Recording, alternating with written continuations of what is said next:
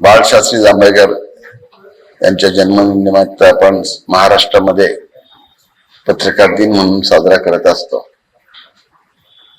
आपण त्यांना आद्य पत्रकार असं म्हणतो। म्हणजे आपल्या अख्ख्या भारतामध्ये पहिल्यांदा वर्तमानपत्र निघालं असेल तर बंगालमध्ये, आणि दुसरं राज्य म्हणजे महाराष्ट्र।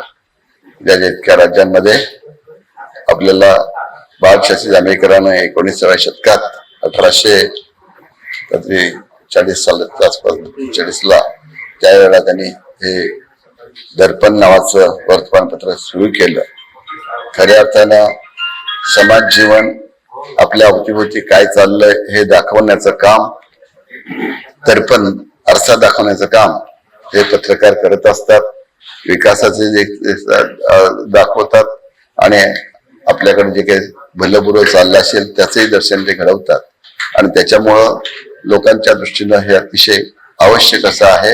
आणि पत्रकारांच्या दृष्टीनं आता पत्रकारांची संख्या जरी वाढत असली तरी ती कमी पडते। सोशल माध्यमातून आता जरा थोडस याच्यावर परिणाम झालाय, पण जे वर्तमानपत्र येतं, लिखाण जे येतं ते वाचायचं मात्र बंद होणार नाही, कधी होणार नाही, कारण त्याच्यातून खरं दर्शन होत असतं।